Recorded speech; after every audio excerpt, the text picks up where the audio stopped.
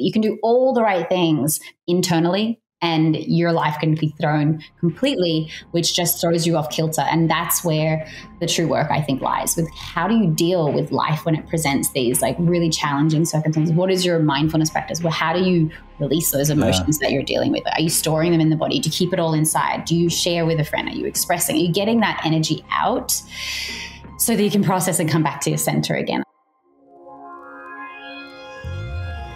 This is the Home of Healthspan podcast, where we profile health and wellness role models, sharing their stories and the tools, practices, and routines they use to live a lively life.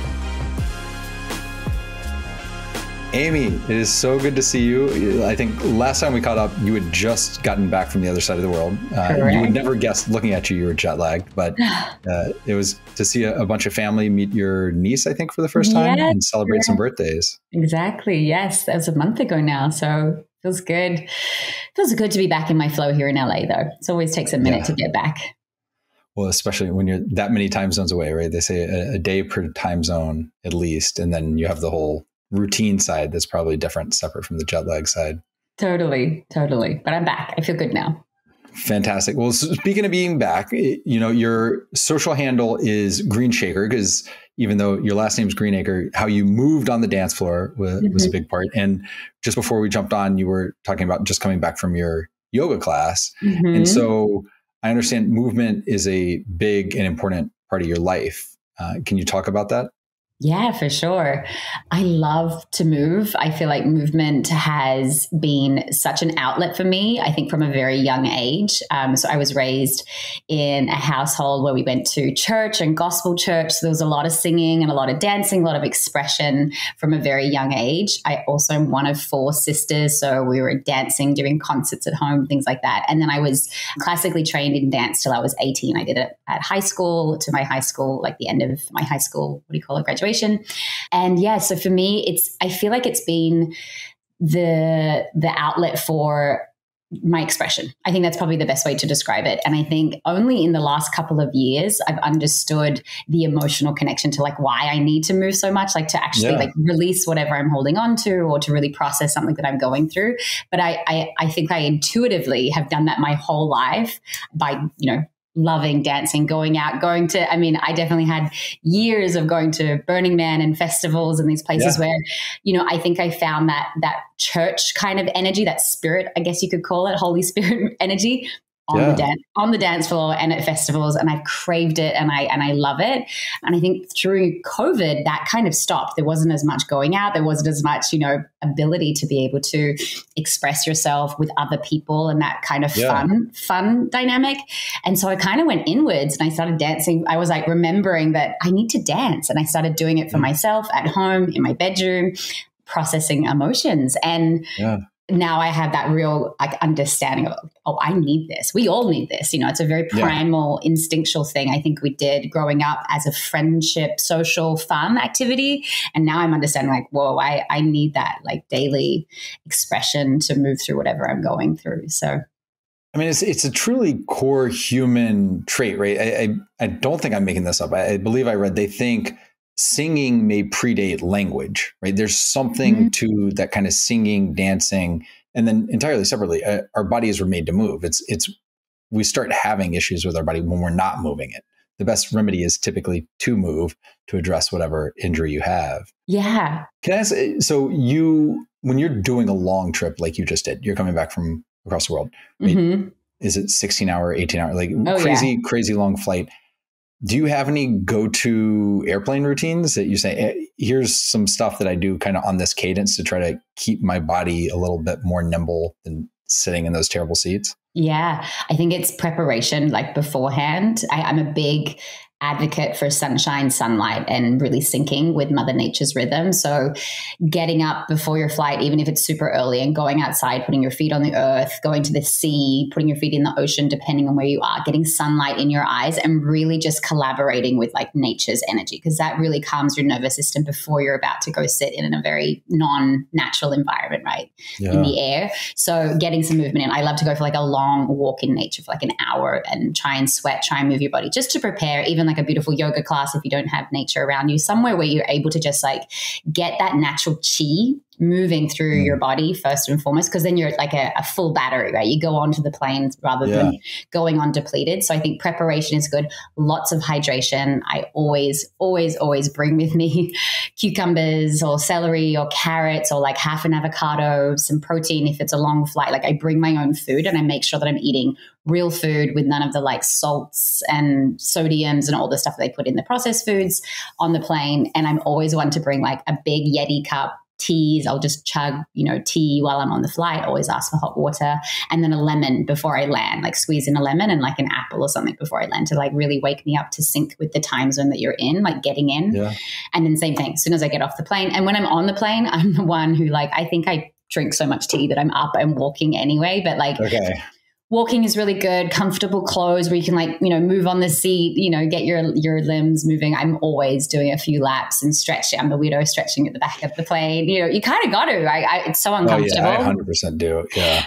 And then when you get off, same thing, go straight to nature, even if it is, if it's the first thing in the morning, that's usually when you land from Australia. Like I go straight to the sea, the earth, somewhere ground, get rid of all of that like plane energy up here, come back down to earth, sunlight in your eyes, and try and stay up to the clock that you're there. Like for the circadian rhythm, really check in with, again, the sunlight, the earth, hydrate. I always have like a huge green juice as soon as I land or something like that to just kind of flush out all the toxins. So I'm a big nature advocate. Like Mother Nature has all the tools and all the answers. And I think when you have to go in these non-natural environments, just bring as much nature as possible, clean food, and then get back in sync with the circadian rhythm as soon as you land. Do you have any favorite stretches that are kind of more airplane friendly than maybe some others that you do? Oh, that's a good question. I probably don't even think about it. I just intuitively like will move. Bending over and like shaking at my lower back because I feel like you're seated all the time. Lunges to like get into the hip flexors. Honestly, it's just more like, I think I walk down the aisle with like really big steps, like a lunge. Okay. And then when I get to the back of the plane in the middle, I'm always bending over, putting my hands in the sky, you like bend and just stretching out that whole back and lower back. I don't think I'm thinking about it. I'm so intuitive. Like I just feel into like, where do I feel tight? What feels like it needs a good stretch right now? Yeah, I mean, that is one of the advantages I think dancers have over the rest of us. You're more in tune with your body. At least speaking to other dancers I've interviewed, you sense a lot more. Well, I can feel what my body needs today or what it doesn't need. Like, wow, that sounds incredible. Like to be able to hear it's talking. I just don't speak the language I'm sure my body's speaking, and so that's something I probably need to learn. Yeah, I'm sure you do. I'm sure you actually do know more than you think that you know, and you're just doing it without you even consciously making those choices to do it. I feel like. So. I'm sure. Well, so when you're not traveling, what is your go-to routine? It sounds like you do a lot of yoga. I do. Yeah. I've actually been getting into sculpt. Like it's called a sculpt class, which is a combination of like Pilates based floor workout and a little bit of HIIT training and cardio. I think as a dancer, I love like a full body movement where I'm moving my entire body. I don't love Pilates. I don't love just like lifting one leg, lifting one butt. I know it's really good for a specific muscle group.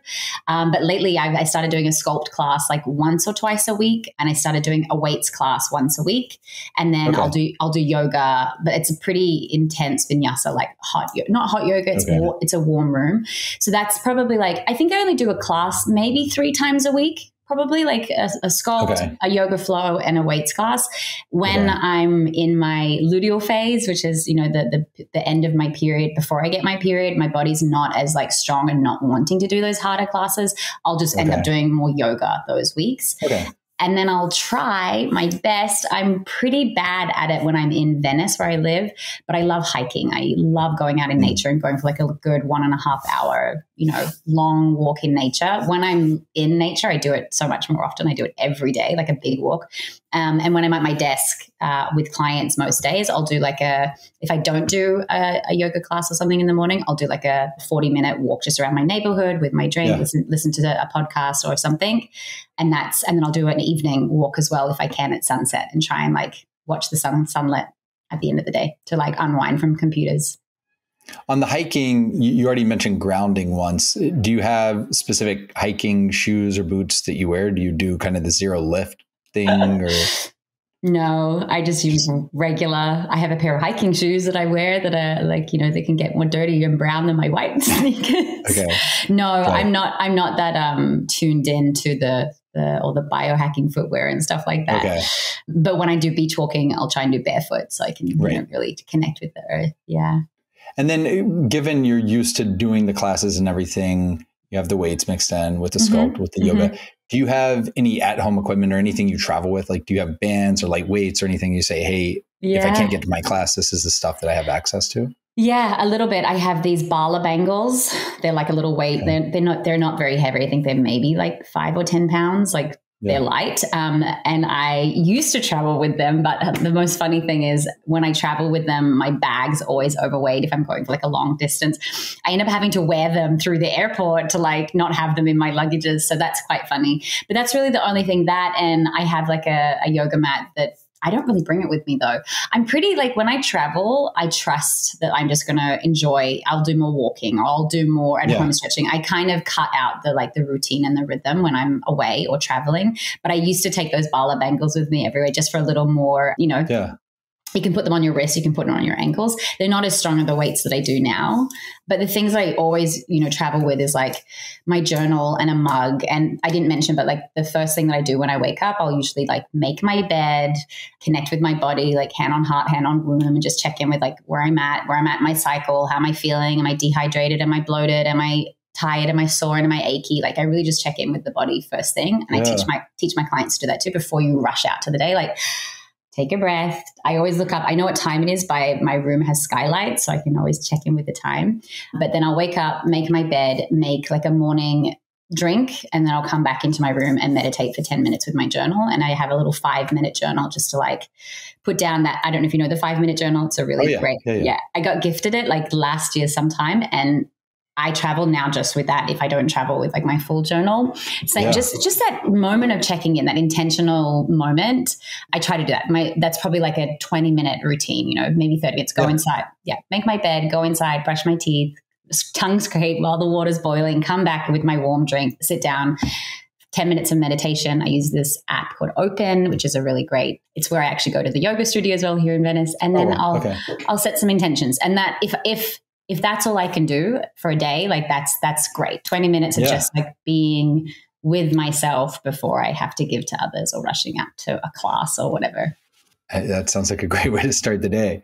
You touch a lot on different ways you nourish and fuel your body. And I believe you were trained as a chef. You had a catering business. Mm-hmm. And so this is something you actually helped start a farm in Ibiza, maybe? Yeah. And so this farm to table, like you've done it, right? Mm-hmm. From the farm, taking it to the table. Mm-hmm. And then really being thoughtful when you're traveling on bringing the food, because that is where so many people they have the best intentions. When I'm at home, I have all the great things. Mm-hmm. When I'm gone, it's like, oh, here's what's available at the airport. You can't even find an apple. Like, good luck. Yeah. So how do you think, separate from the travel you touched on, kind of your day-to-day, you've mentioned some green drinks and smoothies and teas and things, like what does your day-to-day or week-to-week nutrition routine look like? Mm-hmm.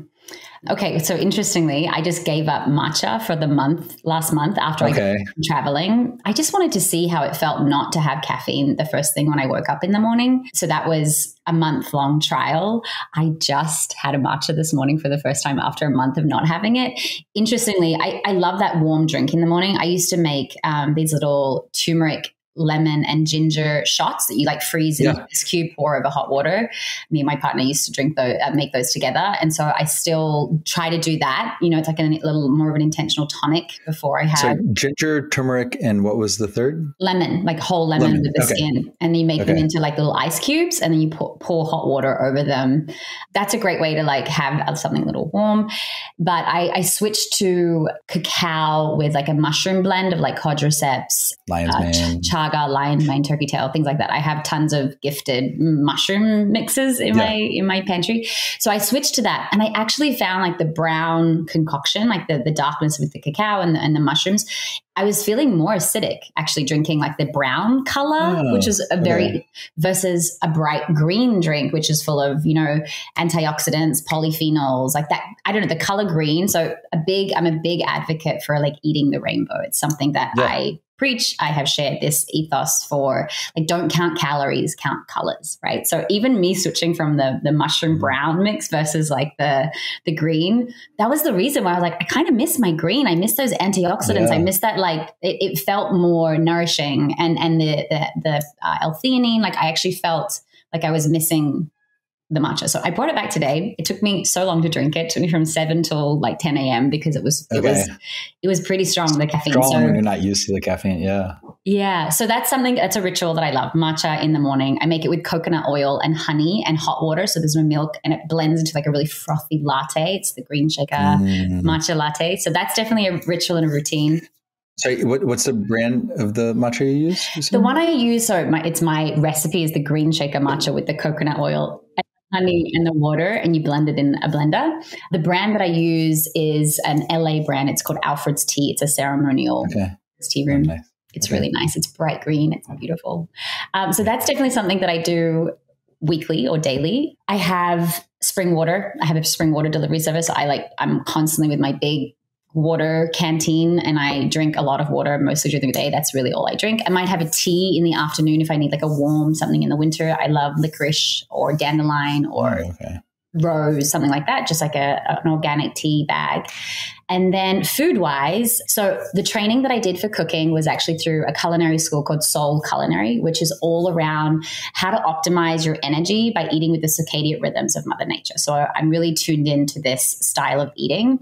It's called chronobiology, if you want to look into the science behind it. And it's basically eating foods at the right time of the day, in sync with Mother Nature's sunlight, sunrise and sunset, to really optimize your lymphatic system and your digestive system. So it was a very alternative style of cooking school that I went to. The teacher closed his practice here in Venice, but he's hoping to open up a retreat center now in Costa Rica with all the plants to be able to really teach people more about this. It's a really, again, speaking about intuitively and how we eat intuitively and how we should eat in harmony with nature, it made so much sense to me. So to break it down for you, in the morning, when you are breaking your fast, you're rising and shining, your lymphatic system needs hydration, and the most hydrating foods and the foods that actually get sunlight's first energy, which is the sunlight energy that you're also eating, is fruits, anything that grows on a tree. So fruits first thing in the morning on an empty stomach actually gives your body sugars naturally to wake up your brain, to wake up your whole body, your lymphatic system. It's very hydrating, and you're also getting fiber and good sugars to populate your gut microbiome. And it's also considered quick exit food. So it's going to help flush out and have a bowel movement first thing in the morning. Okay.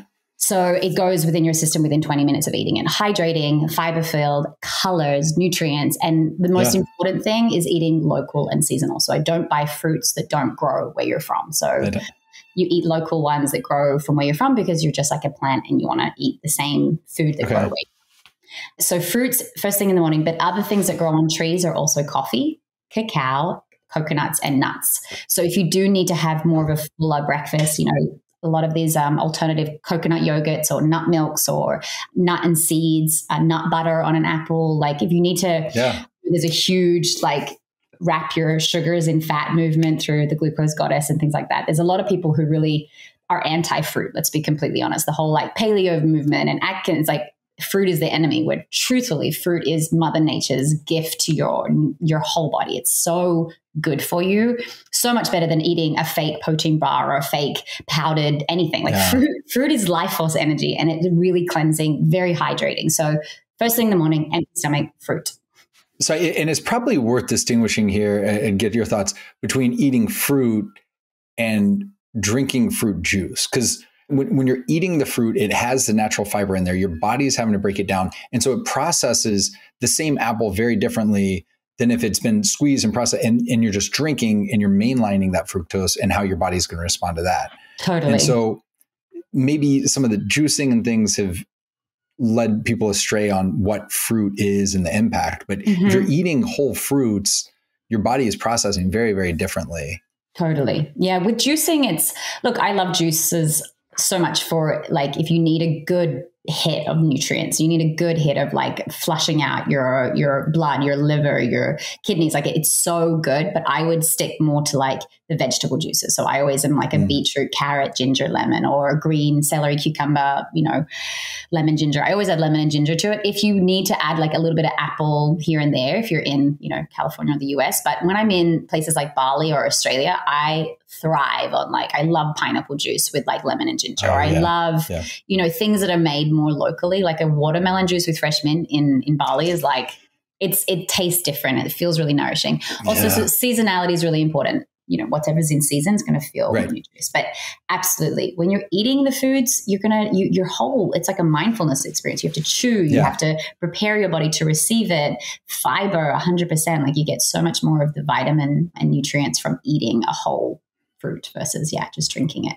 So morning, we're going through kind of the soul kitchen concept. So we've done the morning, the ones that get the early light. That's fruit. That's hydrating. Yes. Now. Coffee, also nuts, cacao, and coconut. So if you need any of those extra protein or nourishing, energizing things, they all grow on trees too. So it's great foods for the morning. And then moving into the daytime, the sun is stable. So is your body. It's the time of the day that you want to have the most amount of energy. And it's also where your digestive fire can also break down and process a much larger meal.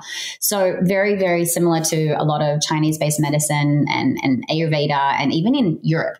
Lunchtime should be the biggest meal of the day. Like kids come home from Europe, they have a huge lunch with their family. Like it's a very traditional thing, even in, Asia and things like that.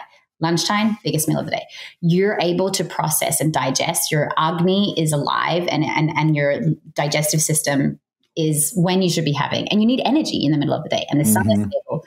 So anything that grows on land is daytime food. So we have crunchy green leaves, cucumbers, tomatoes, pumpkins, zucchinis, squash, like anything that grows on the land that really requires a lot of sunshine is great to have.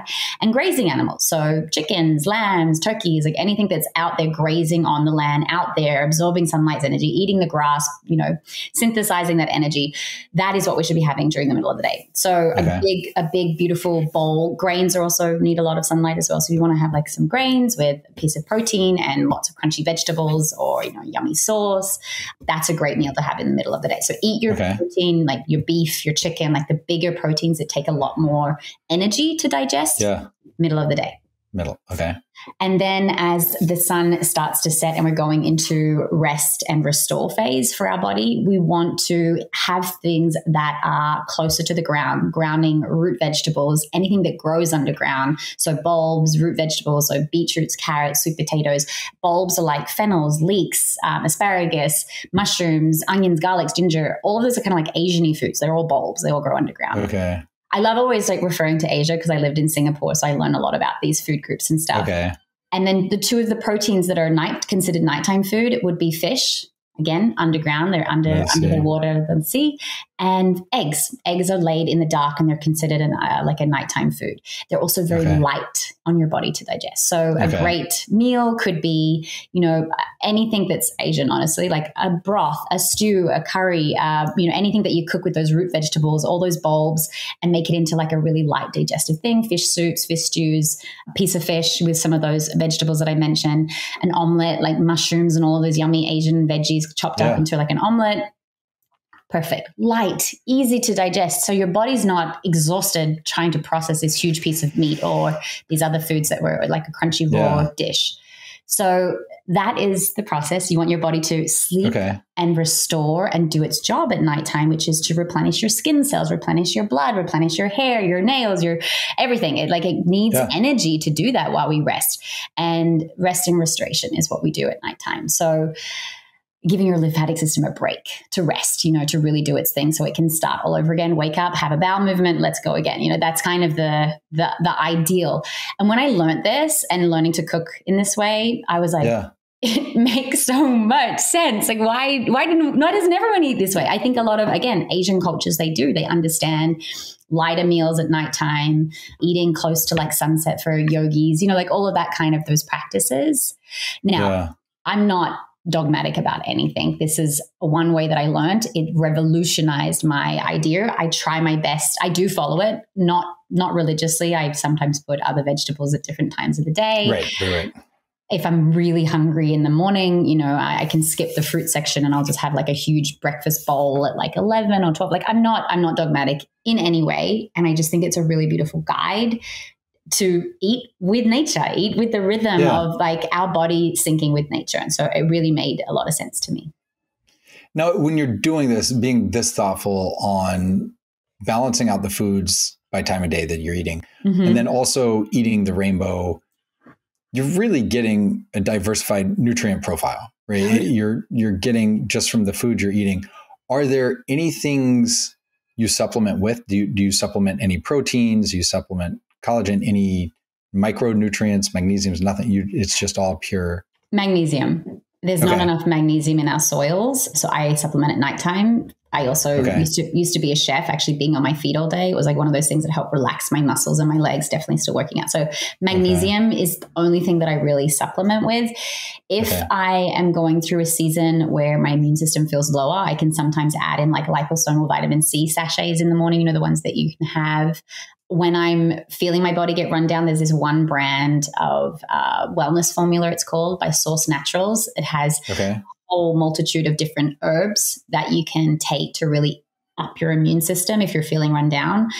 That's really the only ones that I'll cycle through. I used to have like glutathione to like if I'm feeling like a liver overload, glutathione's really good.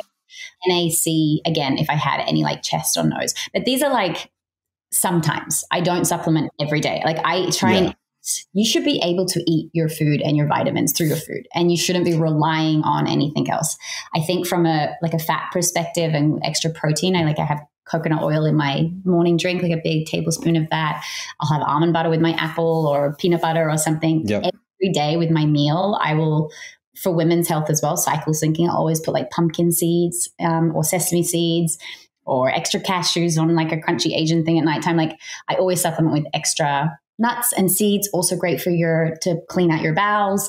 Yeah. So I feel like nature has everything you need. Like it has if you adding all those things, you're going to get healthy hair, skin, nails. Like you're going to have enough of the vitamins and polyphenols from the colorful fruits and vegetables, antioxidants. Like nature has everything we need.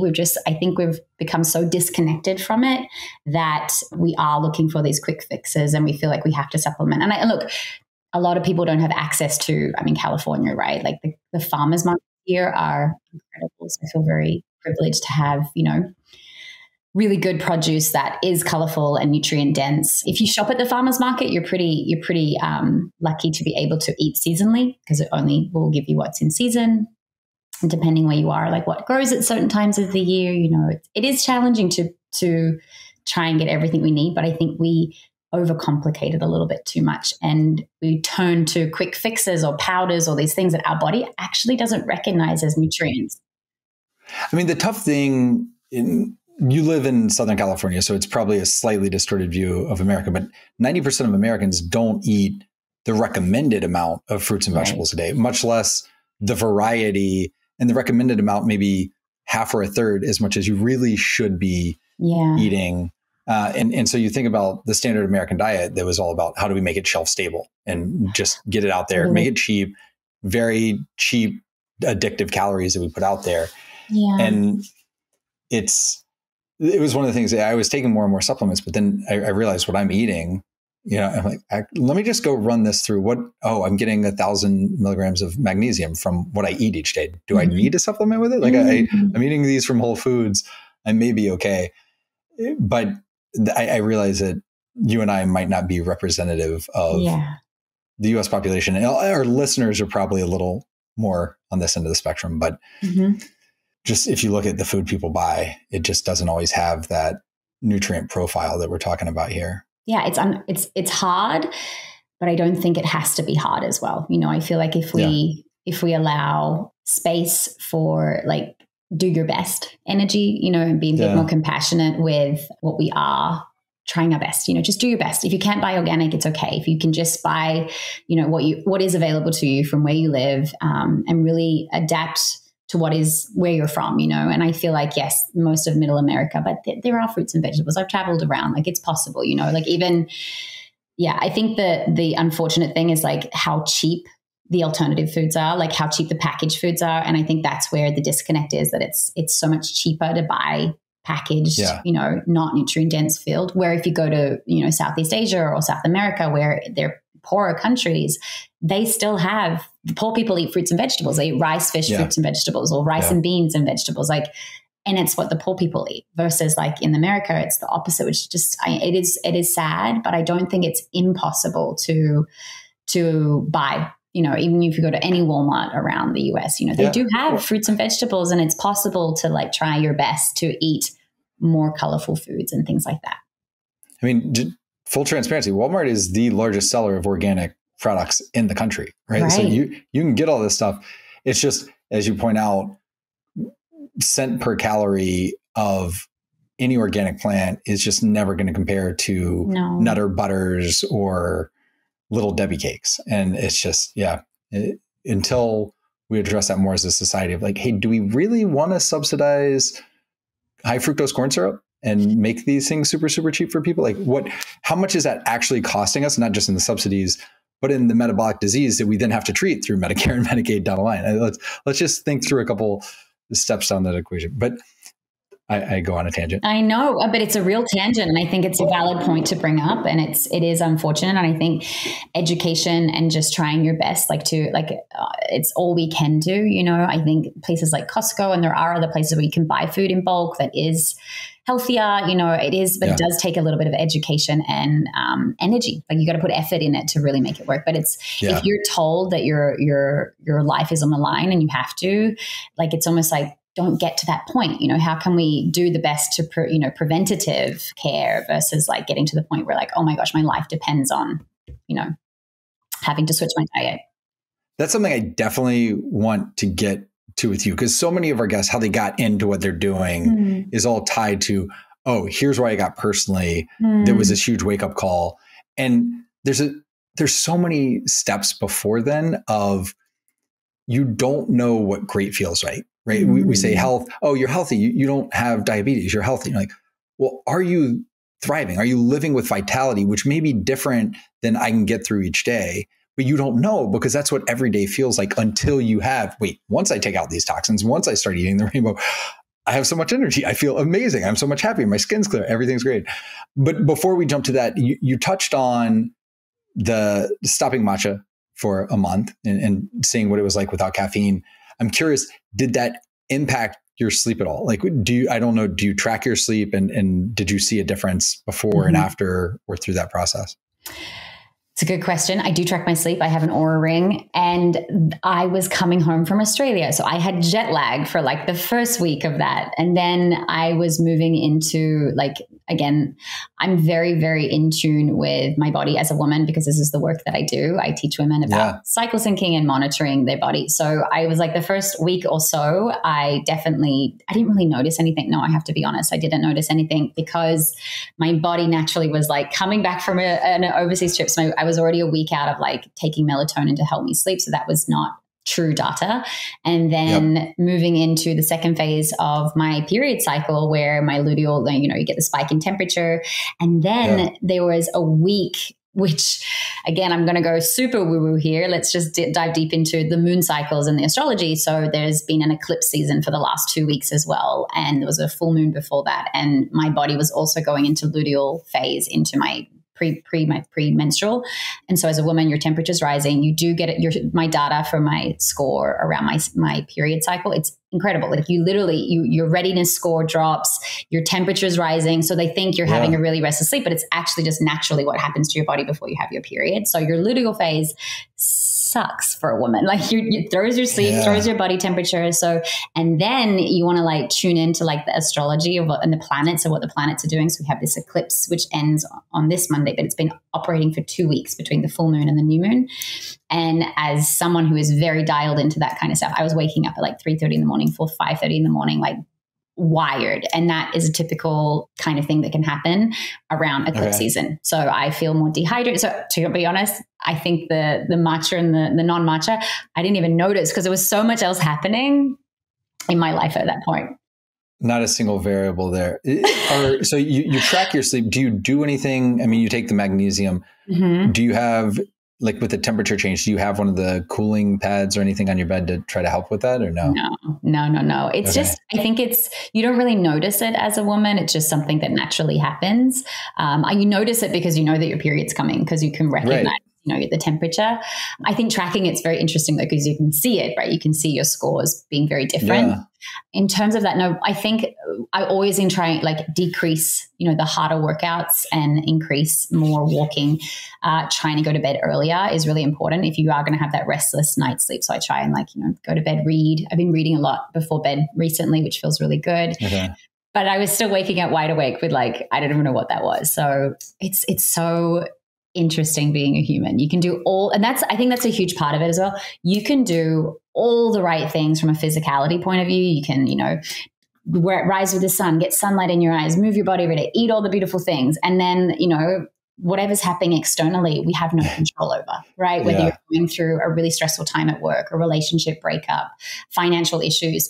And these is truly the underlying current of what causes stress and causes our data to be thrown completely. You can do all the right things internally and your life can be thrown completely, which just throws you off kilter. And that's where the true work, I think, lies with how do you deal with life when it presents these really challenging circumstances? What is your mindfulness practice? Well, how do you release those emotions that you're dealing with? Are you storing them in the body? Do you keep it all inside? Do you share with a friend? Are you expressing? Are you getting that energy out so that you can process and come back to your center again? And I think that's a huge part of this beautiful mindfulness movement, your nervous system, really understanding your fight or flight responses to stress. It's a real epidemic that I think a lot of us are being more aware of. And maybe we didn't have as much stress before, prior to COVID. We were just, on what do you call it? Cruise control. We were just in this fast pace. Let's go, go, go, go, go. I think the moment that the world had a chance to stop, the discomfort of whoa, slowing down, I'm feeling all these things I haven't felt before. And I don't think that we've gotten back to a rhythm. I don't think we even understand what a rhythm is anymore. We're what do we do now? I know too much. I know what it feels like to feel my feelings now. How do I move on? How do I go back? I don't want to go back to that old, pace. Speaking of going to the old pace. So we touched a little bit, kind of the three more physical sides on healthspan between the fitness and movement, nutrition, sleep and recovery. And then now we'll talk more on the emotional, the social, the psychological. And this I know is a big focus of your work on how that actually, they aren't separate. We're taught they were separate and one is health and the other is mental health. And actually they're all health because you do this and your cortisol levels go up and you may store fat and you may sleep less and you may have a different appetite. So it is all health together. But how did you come to that? How did you personally get to that realization on the criticality of these other pieces? Personal journey, being a private chef, running a catering company pre-COVID, I was having really, really, really painful periods and my body was I had not injuries. I had really reoccurring from overuse. So I had carpal tunnel in my arms, really achy, swollen knees, puffiness in my face, totally inflamed in my stomach, really painful periods. I went through a season, and this was in my 30s, and your body changes. So, your periods will change as the season of your life changes. Right. It's more of these years where you're meant to be having babies from 30, till 40. That's the peak time, 25 to 35.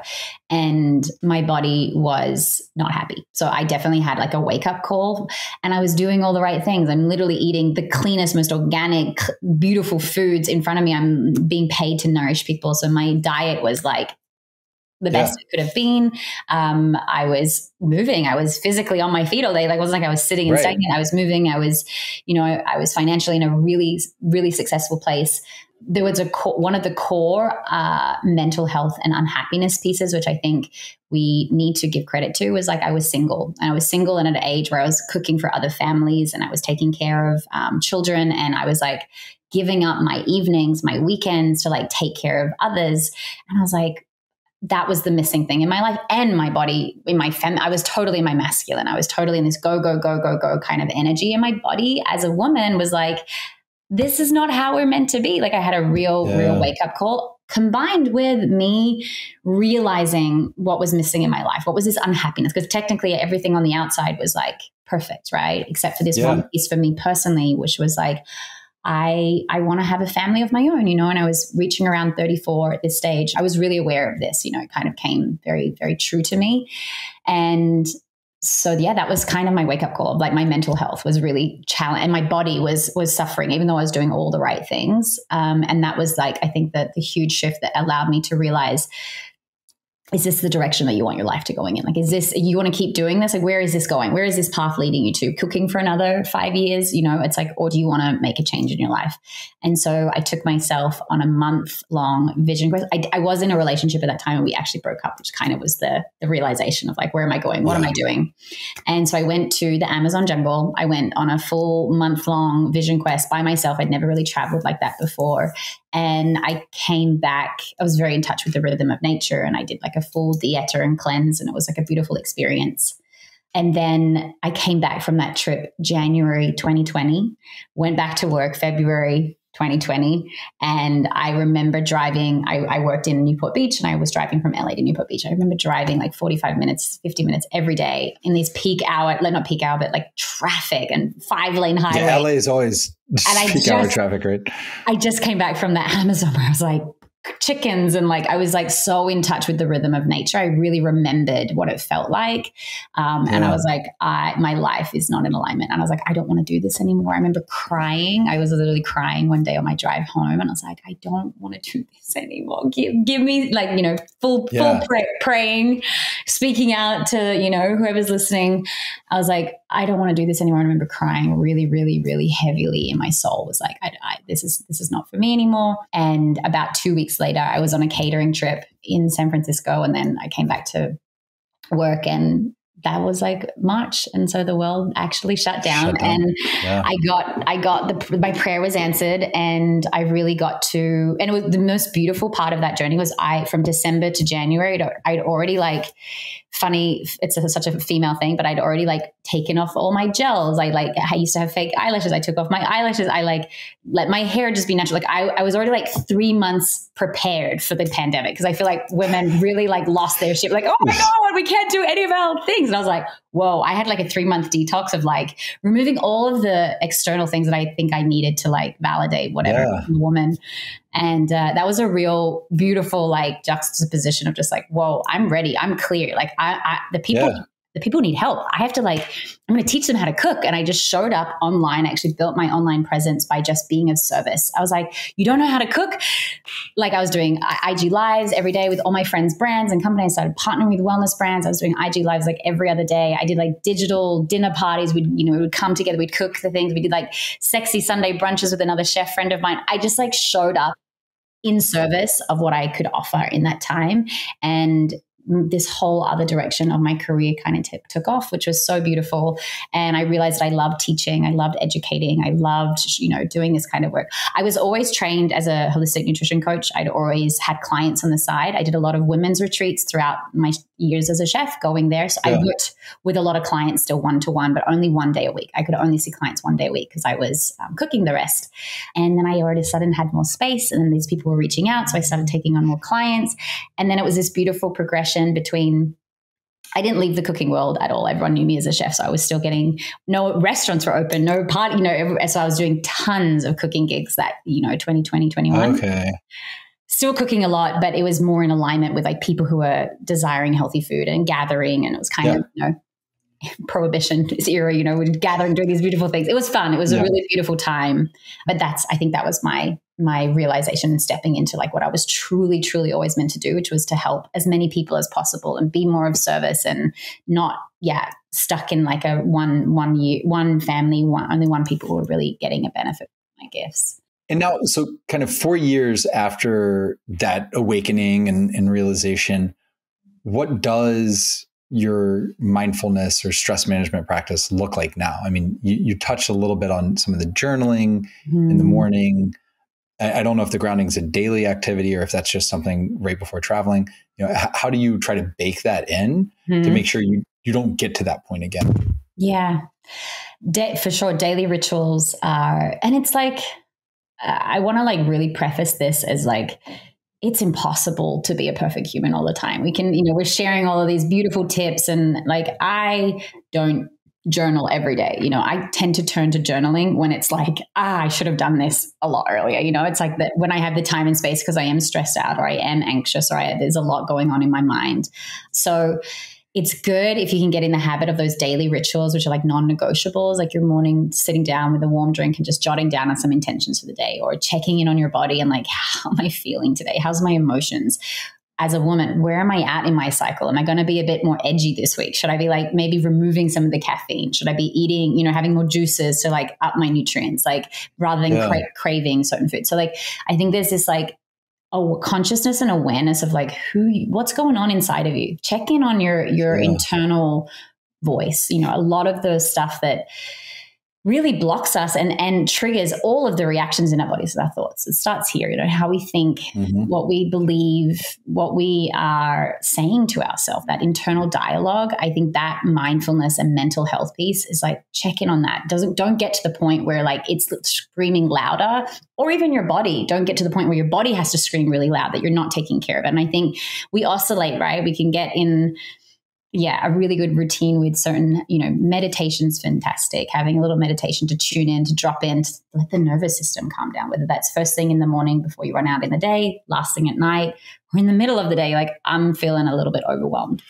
I always take myself on a mental health walk if I feel like I got to walk this out, or go to the beach, or go to nature. I think is my go-to if I ever feel really stressed, overwhelmed, disconnected, on my laptop, on computers, on my phone, checking Instagram like too much. I'm like, whoa, I got to like take a moment, take a breath, and then get out in nature. I think nature is it's the easiest, it's the most simple, it's fresh air, it's sunlight, it's free, it's around us. Yeah. If you can, go hug a tree, whatever you can do. I think grounding in nature for your mental health has so many benefits. It's one of the things I feel like really actually calms our nervous system, regulates us, comes back to center, and we can actually like reset, because it takes away a lot of our negative ions. It really takes away a lot of the fresh air, breathing in.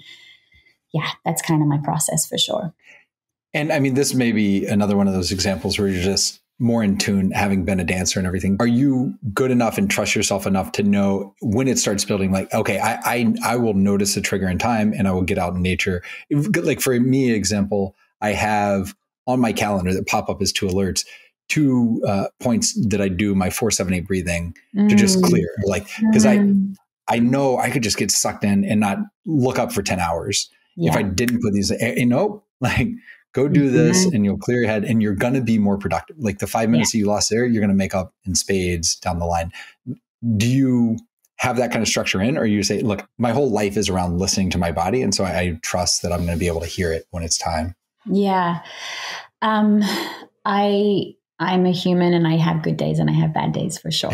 I think some people are so good at having that regimented, like alarms and settings. Like even if I have them, I am very emotional, and I think my emotions can sometimes take over, and I kind of give up. I'm like, oh, I can't, like I do. I really go into my emotions sometimes. I'm like, I can't right now. Well, let me be clear. When I say I have the calendar, they're not always productive, right? Like sometimes I'm doing it while writing an email, and like I'm not getting the benefit of it, but I probably get twice as much benefit than I would if I just trusted myself, just knowing me. Right. Everybody's different. I think that programming, like the repetition of doing something every day, that habit stacking or be in that habit, but making your habits a ritual, like making it a non-negotiable. That's something that you do, like my warm drink in the morning and sitting down and trying to be intentional. And sometimes if I'm rushing out the door, if I'm with other people at home, traveling or whatever, I'll just make sure I do it when I get back, or like I have a moment to just be intentional. I think when you make a habit or ritual and you make it intentional, I think it kind of sticks and you enjoy it. It's like that thing that you look forward to, that you really want to do. So I think having those beautiful habits and really trying and practicing it for 21 days straight until it becomes ingrained in your your daily, whatever you call it, flow. But there are seasons in your life. There are seasons in your life where I mentioned before where you're going to be going through something more challenging. So my mom got diagnosed with cancer last year, and that was a really challenging year for me. And that's why I started dancing. I didn't know how to deal with these feelings. I truly didn't. I have a coach. I was speaking to her every week. Talking wasn't cutting it. Talking wasn't helping. So a lot of these, like my sister's a somatic therapist. So I do a lot of her practices and stuff like that. And I did a lot of my own study around somatic therapy, being a dancer and knowing how in tune I am with my body, and also working with clients and realizing there is so much more to what's going on in their body than just these health issues. It's not just food. We can't just fix it with food and mindfulness and meditation and journaling. Like they're good and they're maintenance of the vessel, right? But until you get to the root cause of what is blocking your flow, what is that thing that you literally, like, you can't move forward no matter how much good food you eat, how much meditation, like it all helps and it maintains. Maintenance is important.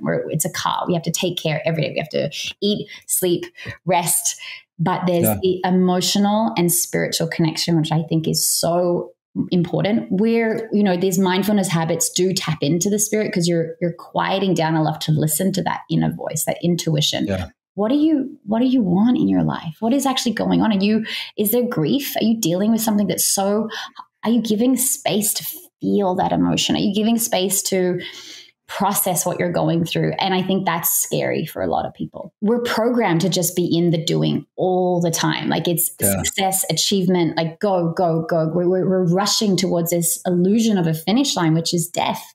And if we're not taking these moments to intentionally check in with, like, why do I feel this block? Why is my body signaling me these messages? Like, if you don't take the time to really ask yourself those deeper questions, and that's why I think working with a coach or working with a therapist or working with someone that you can talk to these things, but then it's scary to, like, change your life. It's scary to, like, do something drastic to really make sure your body is going in the right direction, but also, like, what are you doing with this precious life? And I think there's so much more to this conversation of purpose and joy and pleasure and play that we have stopped really giving attention to since we're kids. Kids are naturally playful, moving their body. They move through their emotions. They're so connected to this, like, inner voice that, like, I want to do this, and they just do it. Or I want to dress up like this. And they're so free to express. Then we start getting conditioned.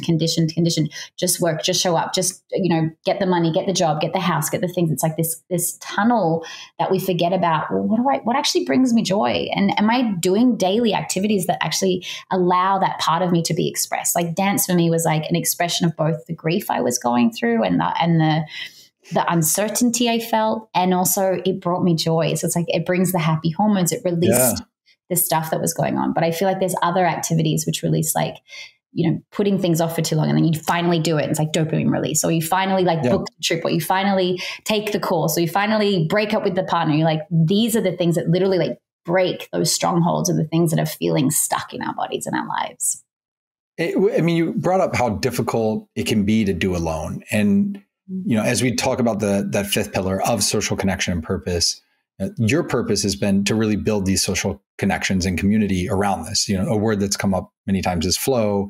And I know you have a program, Nourish Your Flow, that you run a couple times a year to kind of build this community and help teach people about this. Can you say anything about that?